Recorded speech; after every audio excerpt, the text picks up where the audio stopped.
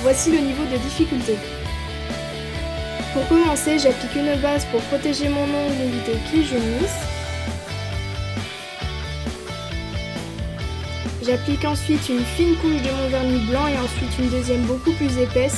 Surtout, ne commencez pas par mettre une seule couche mais très épaisse pour que votre vernis soit bien opaque. Ça ne sert à rien, ça va mettre énormément de temps à sécher, donc autant le faire en 2 couches.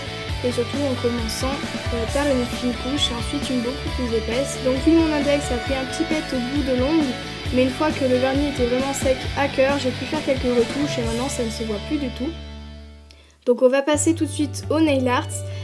Donc je prends mon pinceau traînard. Le pinceau traînard en fait c'est un pinceau de détail avec les poils beaucoup plus longs. Si vous n'en avez pas, vous pouvez prendre un pinceau de détail. Là il n'y a pas de souci, mais le pinceau traînard est beaucoup plus pratique pour ce nail art, pour faire des traînées.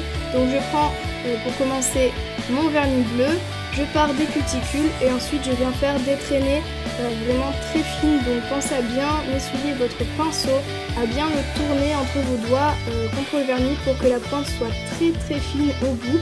Et donc petit à petit je vais faire une traînée, donc en partant des cuticules et en allant jusqu'au bout de mon ongle.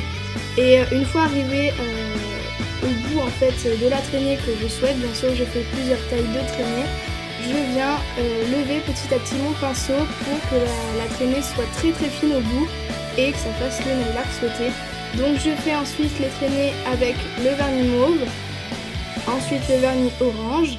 Donc j'évite pour l'instant de superposer les couleurs, mais au bout d'un moment il n'y aura plus beaucoup de place. Si vous n'utilisez pas autant de vernis que j'ai choisi, là du coup il n'y aura pas besoin de superposer les vernis. Mais bien sûr vous n'êtes pas obligé de prendre des couleurs aussi différentes que j'ai choisies. Vous pouvez prendre des couleurs avec le même ton, par exemple des couleurs rosées ou des couleurs beauté, ce que vous souhaitez. Donc je termine ensuite avec la couleur donc rose. J'ai choisi de faire cette couleur en dernière parce que c'est la couleur la plus foncée. Donc surtout quand vous faites des traînées et qu'il y a des couleurs avec des différentes teintes, des différentes couvrances, commencez par les couleurs les plus claires et ensuite terminez par les couleurs les plus foncées. Sinon il y en aura qu'on ne verra pas. Et donc pour terminer, je viens prendre mon vernis pailleté en fait, donc c'est un top coat, mais je m'en sers aussi donc pour ajouter quelques petites touches de lumière. Donc je viens faire des traînées sur d'autres traînées en fait, pour ajouter des petites paillettes. Si vous avez déjà des pinceaux déjà prêts, des liners pailletés, là c'est plus pratique. Moi j'ai fait directement avec mon pinceau traînard. Et donc pour terminer, j'applique mon top coat pour protéger le nail art.